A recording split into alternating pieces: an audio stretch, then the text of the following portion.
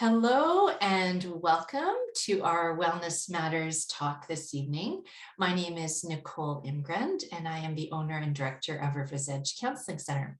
This talk is part of a series of webinars that we host, usually one or two every month through the year, and you are always welcome to join us. Just to let you know about some of the upcoming talks that we have still before the summer, we have stress and resilience, celebrating introverts, values, exploration and meaning making, and setting boundaries and regaining control. And then we will restart very soon after that with our fall series. Our talk this evening is Connection Through Yoga with Shalane Williams. Just a little bit of an introduction to Shalane as we start. Growing up on a farm in rural Alberta, Shalane loves a big open sky. She also finds a home in tuk-tuk adventures to unknown destinations. Shalane has had the privilege of spending most of her life learning through formal education and travels near and far. She graduated from the University of Alberta in 2013 with a PhD in Educational Policy Studies, specializing in internationalization and global citizenship education. Shalane's latest adventures, however, have been a bit of a different journey in motherhood and psychology. Her passion for the Academy transitioned into mental wellness when she began learning about the ways trauma disconnects us and the power of yoga and psychotherapy to heal. She has spent the last decade teaching yoga and working in the field of mental health in schools and communities in Oyen, Acadia Valley, Bakerville, and most recently here in St. Albert at River's Edge Counseling Center, where she is completing her practicum for her Master's of Counseling Psychology through the University of Lethbridge. We are so happy to have had Shalane on our team since September and through to the end of the year here. And I'm really happy to share her with you in this way this evening, knowing that this is such a passion for her. I think, you're saying, Shalane, your talk might be about half an hour or so. You'll kind of play it by ear. And she is planning to incorporate a practice for us for about 15 minutes this evening, which I'm really looking forward to. So you might want to rearrange your space a little bit as you start by listening to her presentation. I'll watch the chat as we go along in case there are any technical concerns or questions. Just to let you know, we will post a recording of the webinar as well as her presentation to our blog in the next few days afterwards. So you don't have to feel like you need necessarily to keep notes. And we'll have a bit of time, probably a few minutes for questions at the end. So we'll capture them at that time as well. And with that, I'm going to turn it over to you, Shalane. Awesome. Thanks, Nicole. So greetings. And I come to you from my kitchen table in Bakerville. And it's here that I have 3 kids, ages 1, 4, and 6, and a husband and 2 dogs. So my yoga practice looks a lot different than it did, say, 10 years ago or even 20 years ago when I started on my journey. But yoga has been what has grounded me and connected me. And so when the idea of a wellness talk came up, I thought, well, I'll teach what I know. And that's a bit about yoga. And I would say that my practice, of course, has changed. My teaching has changed a lot. But it's my teaching where I really find my community, my Sangha, in yoga terms. And that's a community of practitioners that come together and do their practice and share. And the pandemic is really tough for that, especially when classes had to go online and people couldn't share in that energy. I think that's what a lot of people I was hearing missed most, was just that sharing of that space and that energy together. So although we are online, I'm sending you lots of great energy as we go. So I'm just going to start my presentation here. And we're going to start just thinking about An intention. I often start a yoga class with inviting my yoga students to have an intention as they start their practice. So, an intention is kind of like an intention to a quality that you would like to generate or emulate for our time together. So, this quality could be something like presence or curiosity, student mind. So, just taking a moment, um, maybe just taking a few deep breaths together, just kind of letting go of the day. Fine when I have a nice big exhale, like a sigh. It's kind of like a cue to my nervous system to calm down. So, it's nice right now. And just see if anything kind of comes to mind, if there's an intention that you would like to set for our time together.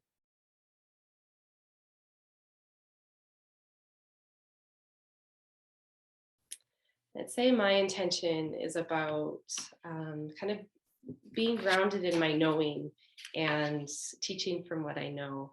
And that's probably one of my foundations for my yoga teaching is to meet people where they're at. And unfortunately, I don't know where you're at, but it's to yeah, teach from a place of knowing of my practice. And so, what comes to mind when you think of the word yoga?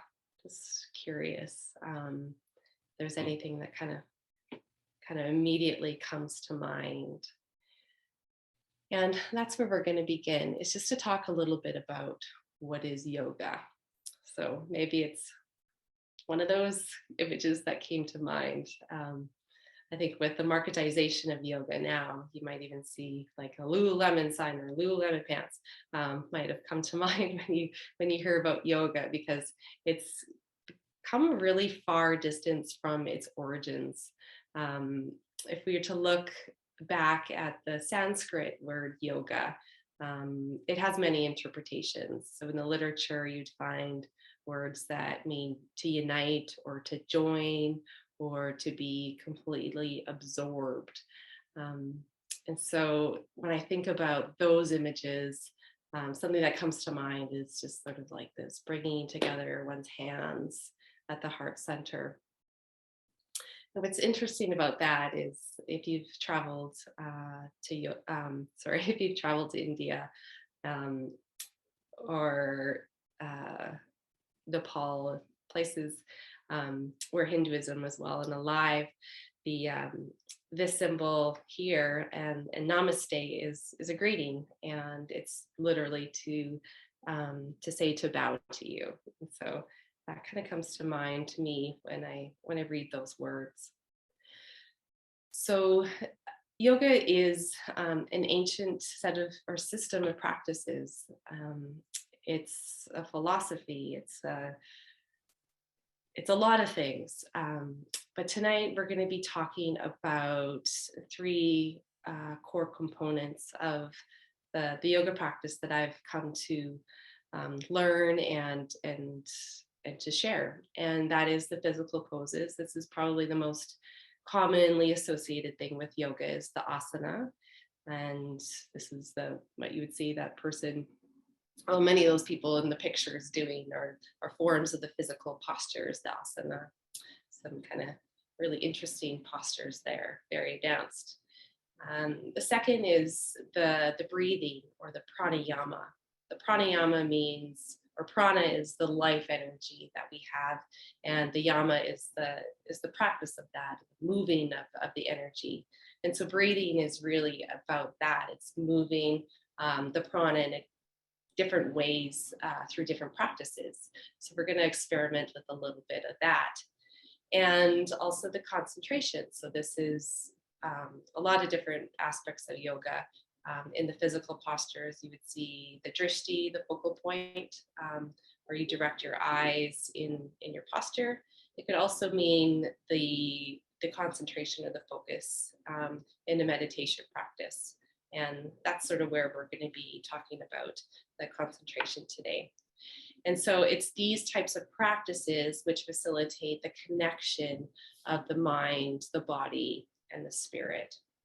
So I would say, if I was to sum up yoga, it is the path of union, the path of unifying the body with the mind and the spirit through these beautiful practices that have come through many, many, many, many years through the ages. So I won't go too much into yoga philosophy, but I think it's important to recognize that yoga has an incredibly rich and long history that we've seen through these ancient texts. So the Yoga Sutras were written, I think there are estimates about the 2nd century BC. And then there's even more like references to yoga like 3,000 years ago. And so Patanjali was a sage who wrote a collection of the yoga theory and practice in the Yoga Sutras. And what's important here in the sutras is he talks about these 8 limbs of yoga. So traditionally, these limbs were studied in order. So you would have to abide by the ethics and these virtuous behaviors before you were really invited into learning about the asana or the postures.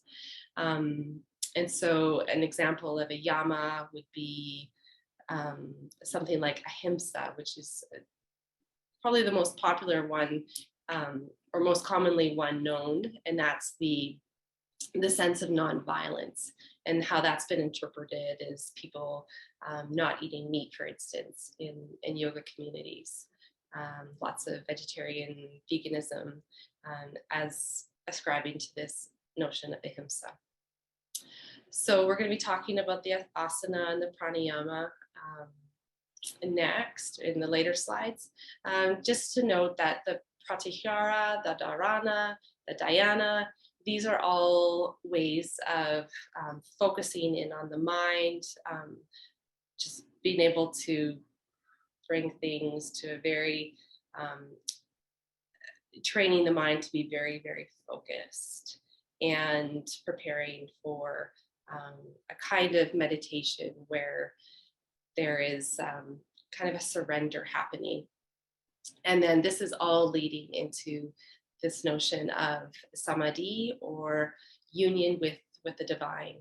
So all of these steps are a spiritual practice to get us closer to God. So the asana is where we will start. So the asana, there's differences between the asana, the past, the present, and I would say where yoga asana is going in the future. So as I mentioned, asana was a means to enable for a person to sit in meditation and to connect with the divine. So if you're going to be sitting in meditation for hours at a time, you got to have a strong back. Like my body is already starting to activate a little bit. And so really the yoga practice is to try to find that stability, flexibility, and durability to be able to sit in meditation. But presently, what we see, especially in the West, is the physical postures of the hatha yoga, which just means basically the physical posture is put into a sequence. And there's many lineages, such as Ashtanga, Iyengar, Anusara, Kundalini, and these are all different forms of hatha yoga, where disciples so this history would probably go maybe like the mid 20th century with Krishnamacharya, who was an Indian yogi, and he's really known as the father of modern yoga. And he revived hatha yoga and taught several of these disciples, who then brought the physical sequences and postures all over the world. What's important to note about the asana is that there's always been a kind of hybridity in the practice. So it's always been informed by other modalities such as gymnastics. You'd see that in some of the really amazing postures that gymnasts do.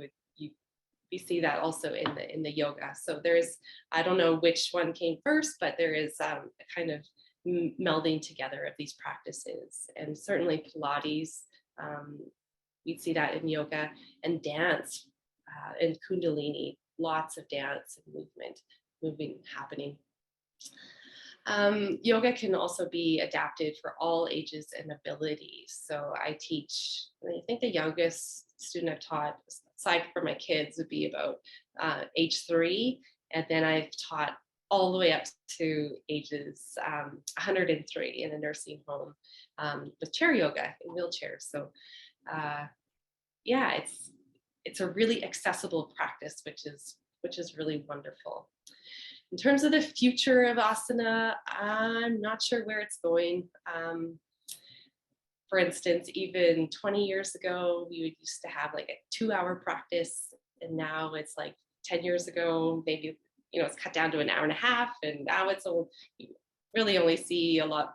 I mean, most classes about an hour long, so I don't know where that's going. It's hard to get all these, the breathing and the asana and the meditation into one practice. And also the consumerism of yoga. It's going in places that I have some concerns about. But some of my hopes are that what I'm seeing with the connection between counseling and psychotherapy, informing yoga and vice versa, is a trauma-informed practice that I hope to share with you tonight a little bit more. So this is an example of the Ashtanga yoga practice. So this is a set series that would be practiced in a yoga class. Traditionally, it's a Mysore style, which means that a student would be taught one of the postures, and once they become competent, then they learn the next posture. And so you would go to the room and you would just practice this, and the teacher would come around and help guide you, and help with adjustments too. And so this Ashtanga series is where I find home in my own asana practice. And yeah, so Ashtanga has actually 6 different series. So this is the first one. And there's quite a lot of difficult postures that you can maybe see there. There's one sort of in the middle where there's legs above the head and reaching back. They become quite advanced, but the sequencing, I think, was important because you're opening up parts of your body to be able to receive and to be able to do other postures later on. And I would say I'm currently on the 7th series, which doesn't really exist. It's called Motherhood. And so my yoga practice looks like kids crawling all over top of me when I get the chance. So I would say the power of asana is many things. One being that we become more comfortable in our bodies.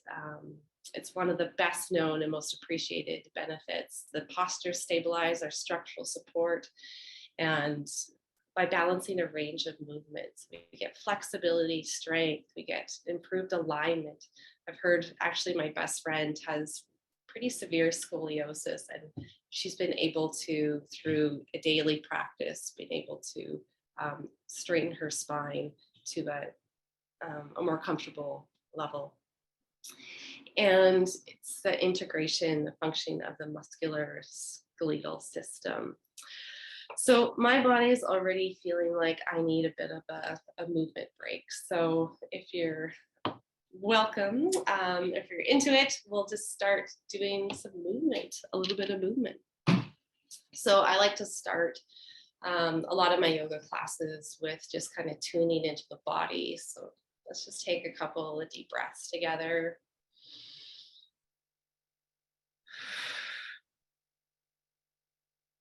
Stay inhaling through the nose. Exhaling through the mouth. So one more like that.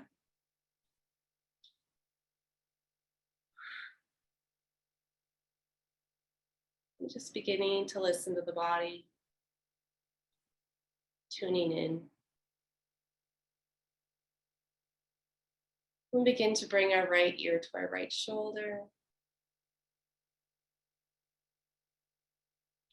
And just noticing any tension you might be holding on the left side of your neck.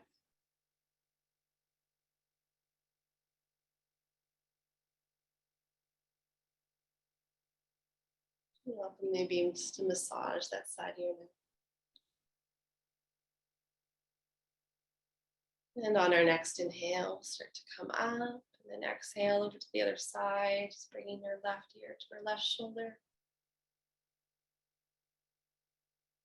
Maybe extending your right fingertips down towards the floor for an added stretch. Or you're welcome just to kind of bring in to the right side of the neck for massage. This feels good for me tonight. We'll take one more breath.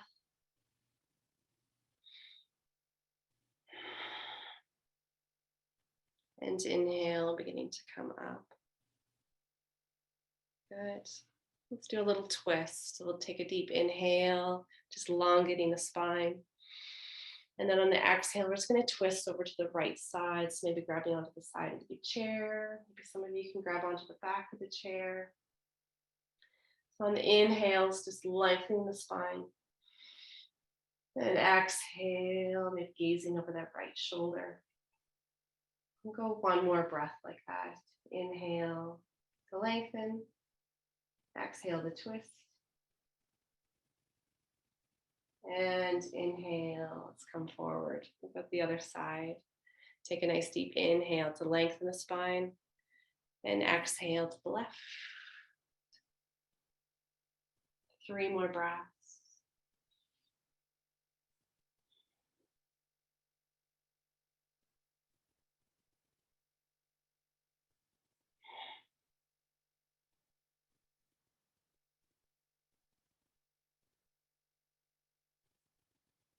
And inhale, we'll come forward.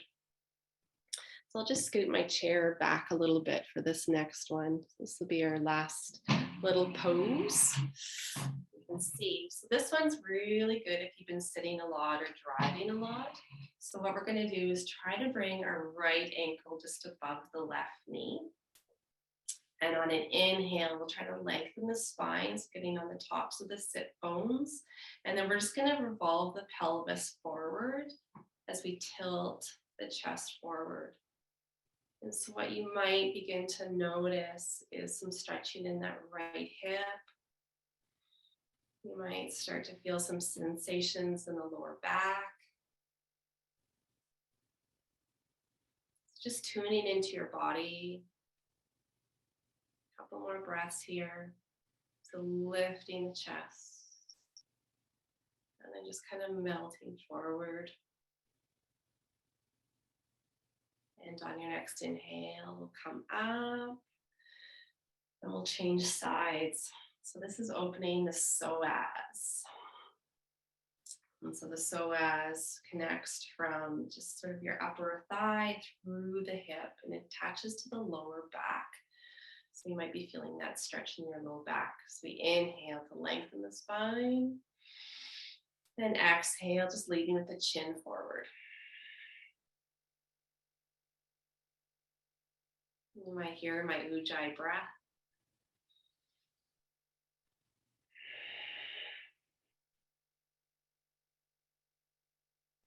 And that's a form of pranayama to kind of deepen the practice. And we'll talk about that next.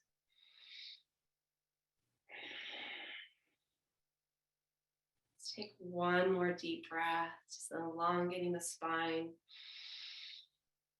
And exhale, just softening into that hip, that low back. And inhale, beginning to come up. And exhale, just releasing. Okay, so just kind of feeling into their body. How does it feel? So sometimes just a little gentle stretch can kind of give us a little bit of a reset. All right, so on to the pranayama. So I have a teacher who says that the asana without pranayama is just stretching. And so when we attend to the breath, when we really use it to move the energy, it helps to unite the body and the mind, and it becomes a real pathway to a mindful practice. So you might have noticed, even with those few postures that we did, the mind just beginning to just become a little bit quieter and more centered. So the pranayama is probably one of the most powerful tools that we have to relax our bodies and clear our minds. And it's so powerful, it's made its way into our psychotherapy and our counseling practice because it's so effective. And they've been able to do a lot of studies on the effect of breathing as a way to calm the nervous system. And the other thing is just it helps to bring that present moment type of awareness. So there's lots of breathing exercises. Here's 4 different ones that I've used in both my yoga practice and my counseling practice.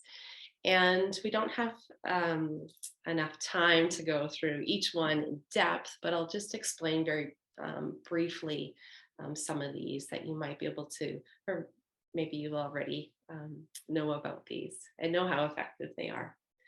So the first one is the 4-7-8 breath. So with this one is where you would inhale for a count of 4, hold your breath for a count of 7, and then slowly exhale through your mouth for a count of 8. So we'll just do a couple of rounds of that. I'm just going to use my hands as a guide. Usually have one of those cool balls that expand.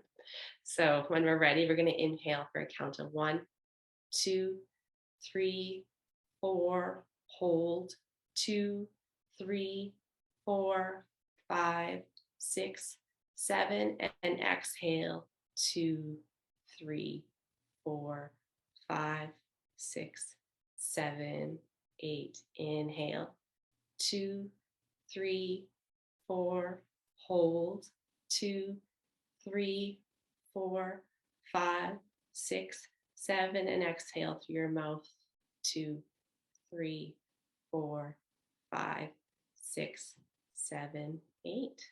And just notice how your breath is now.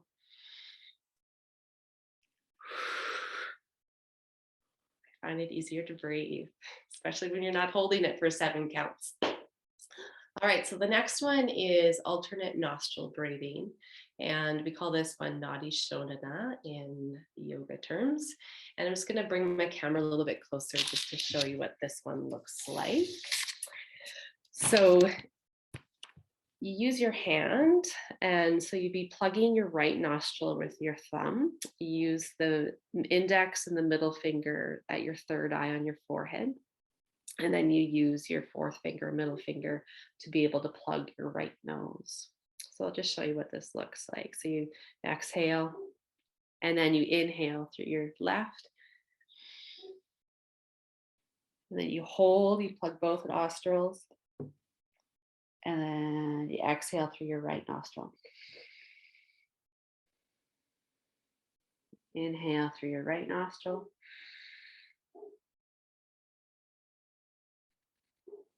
Hold, and then exhale through your left nostril. Try that one more time. So inhale left. Hold. Exhale right.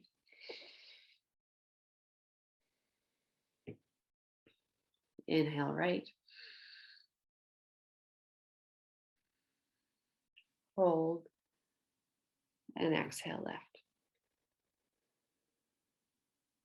And then just notice your breath.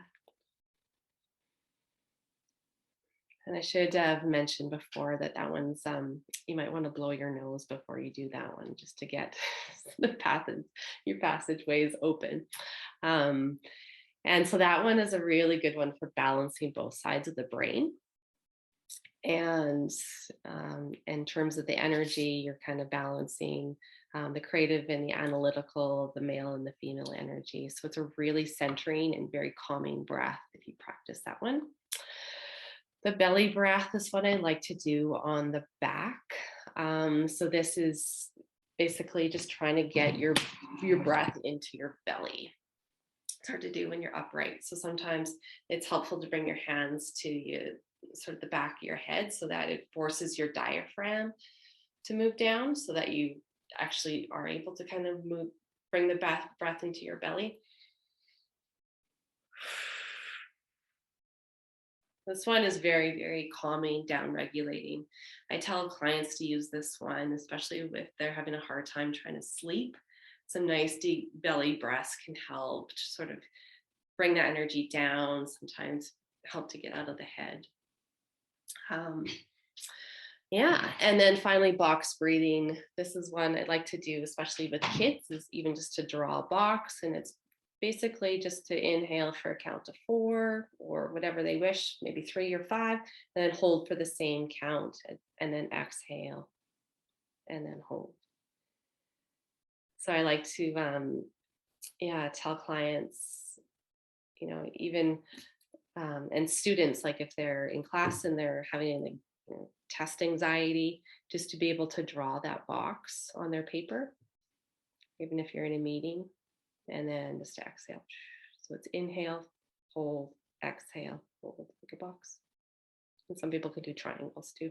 They don't like holding so much. All right, so the power of breathing, there is many wonderful elements to the breath and lots of power to it. I like this quote by Eckhart Tolle, who says that conscious breathing, which is a powerful meditation in its own right, will gradually put you in touch with your body. As soon as your habitual state changes from being out of the body and trapped in the mind to being in the body and present in the now, your physical body will feel lighter, clearer, and more alive. Just even after those exercises teaching, I feel those things presently. And so finally, we'll talk a bit about meditation before we go into the trauma and stress component. So meditation, there's many different types of meditation. I listed some there, everything from prayer to kind of movement meditations, like walking meditations are becoming a lot more common.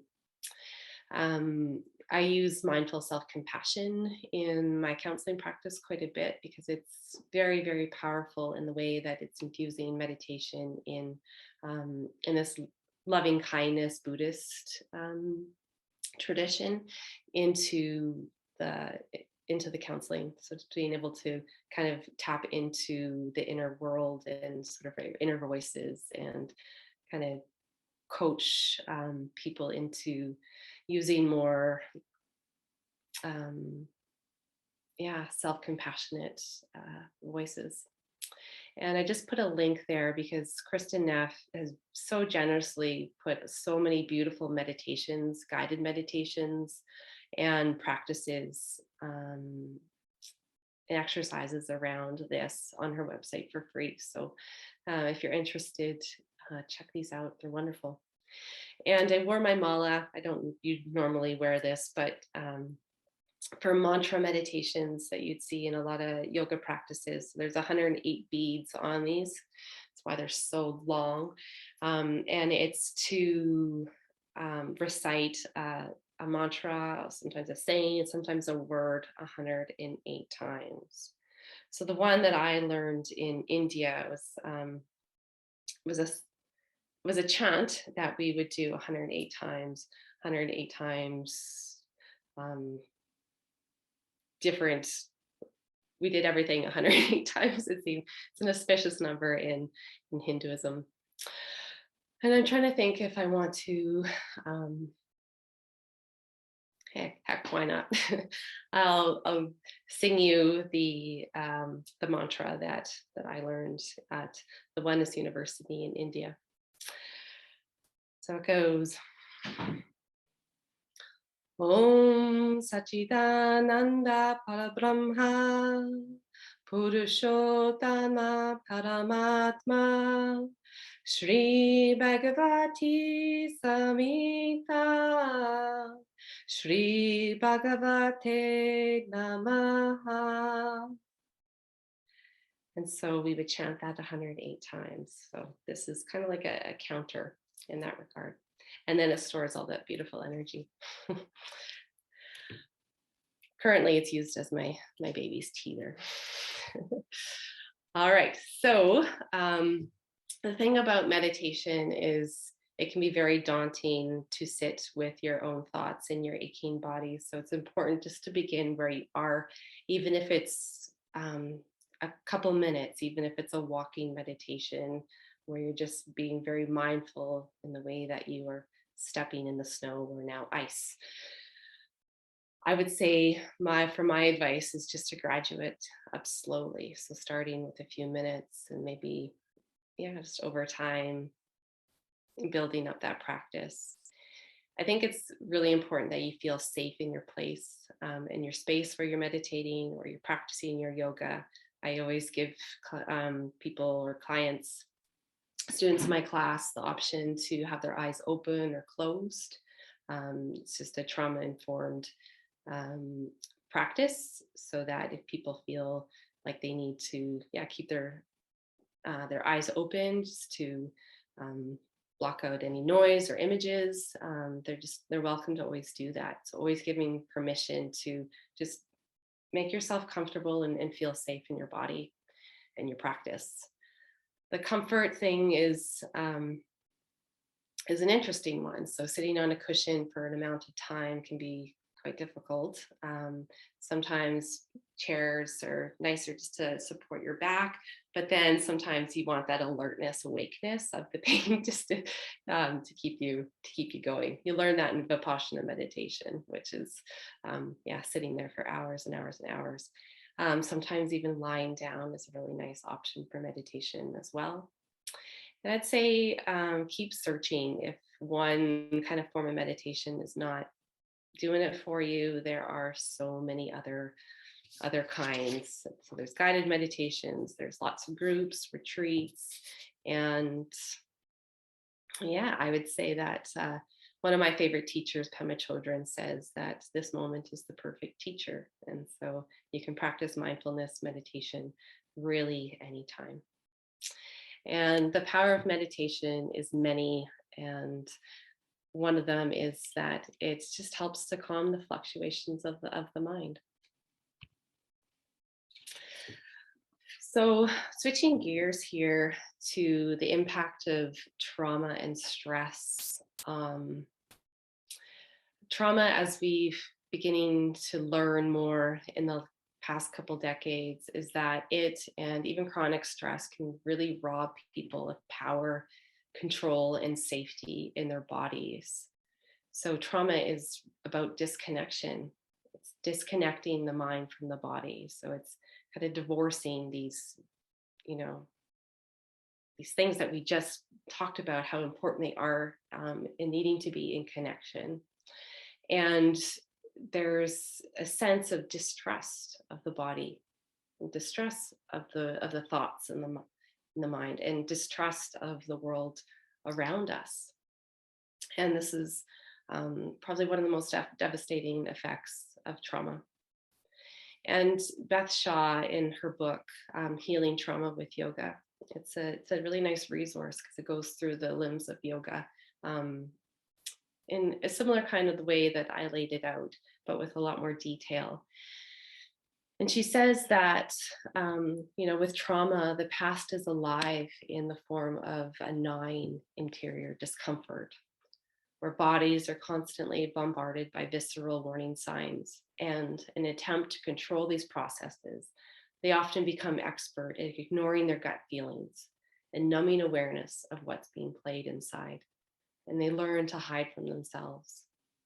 So those of us who've experienced trauma, and I think most of us, have in one form or another in varying intensities, can relate to this kind of disconnection from our inner knowing, our gut feelings. We don't pay attention. And the what we're learning from yoga and from psychotherapy, and certainly the neuroscience that has been able to kind of study these practices and their effects, is that in order to heal the trauma imprint at the nervous system level, we need to bring all of these things into the therapeutic conversation. The physical aspect, sometimes trauma is showing up in chronic pain. We need to pay attention to the energy, that pranayama. Where is the energy getting stuck? How can we begin to move it? The mind, of course, the memory, the emotional, and even the spiritual bodies, inviting them into the therapy journey.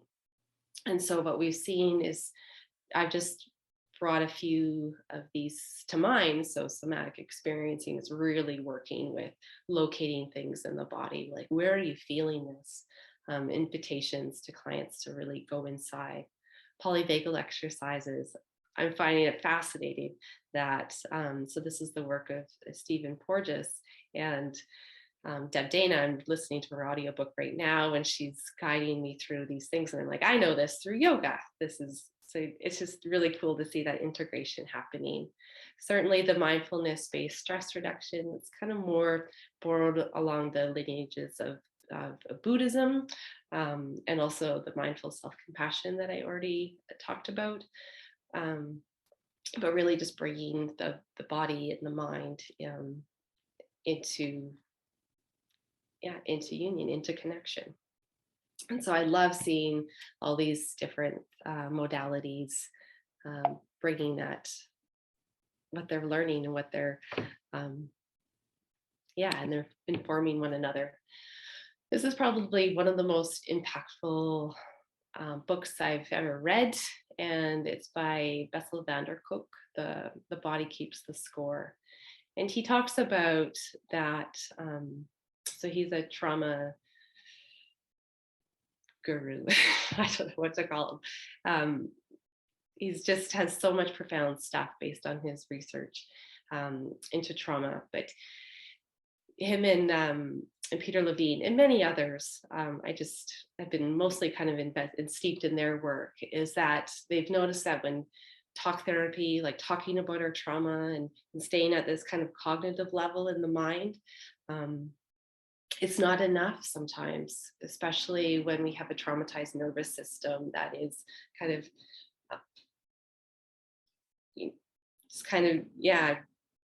it's not regulated. And what they're looking at is practices like yoga to be able to safely remain safely calm in the nervous system and to be able to release trauma from the body. And so I put a link there, and you're welcome to check it out. And it's just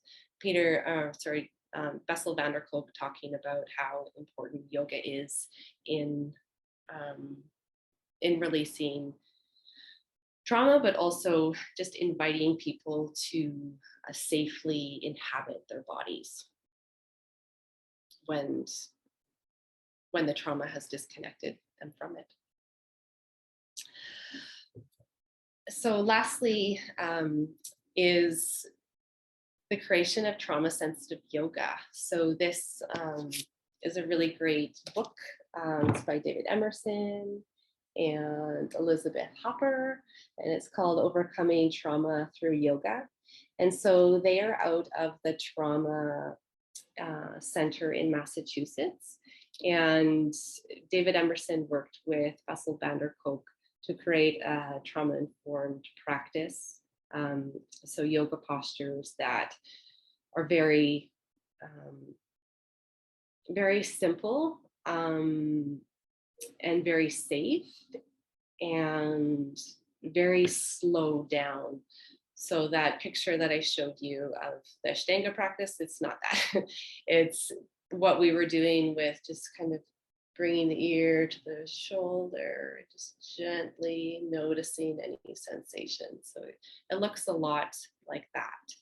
I ended up talking a little bit too much or more than I thought I was going to. So we probably don't have time to do what I had hoped with a trauma sensitive practice, but I'd be open to recording a trauma sensitive practice, like a half an hour, and being able to offer that to you if you wish.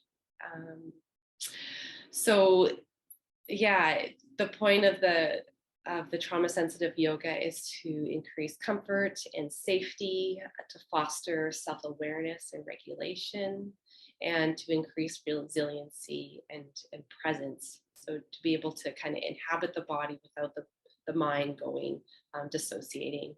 So inhabiting the body in a safe way. And trauma informed yoga, this might be something that you see more commonly. I've seen workshops in Edmonton, for instance, where teachers are incorporating what they're learning about trauma into their yoga practice. So some of the knowledge about trauma, some of the language, this is a really, really important thing.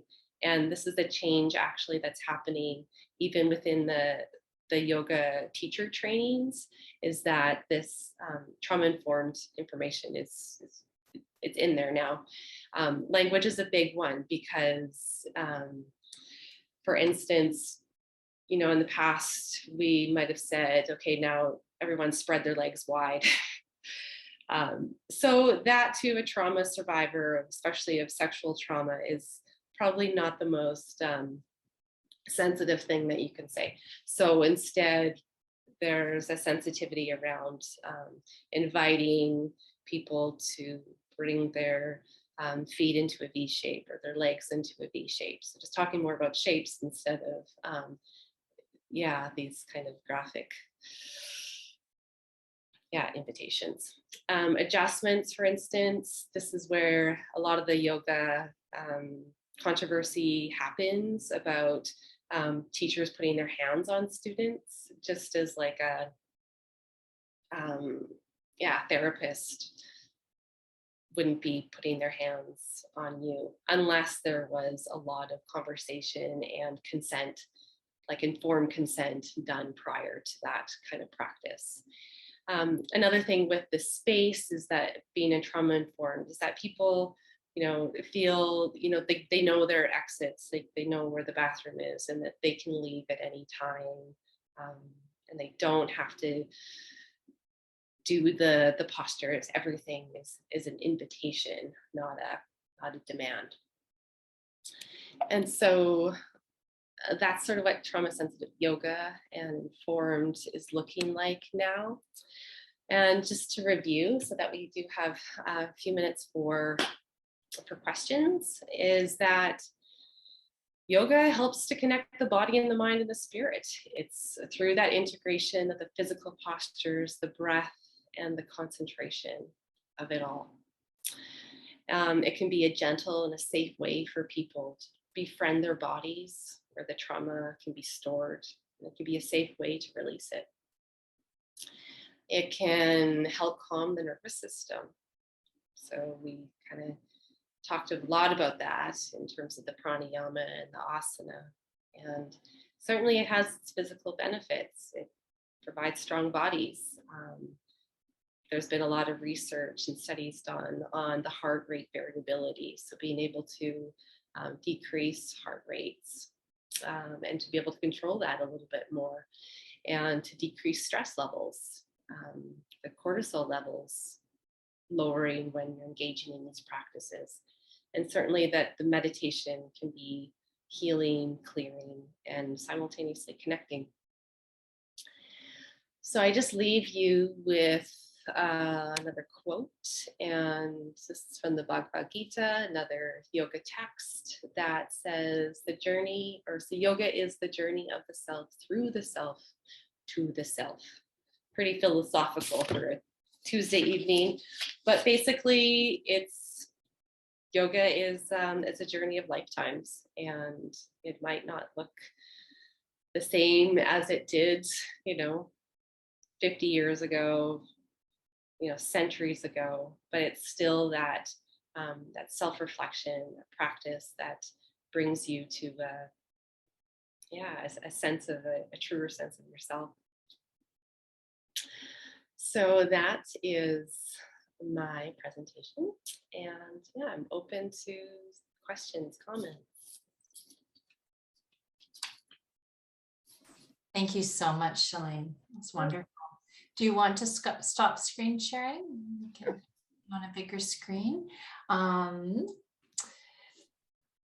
So for those of you who can't stay a little bit longer for questions, I just wanted to thank you for joining us this evening and remind you that you are always welcome to join us for a talk. So hopefully we'll see you again.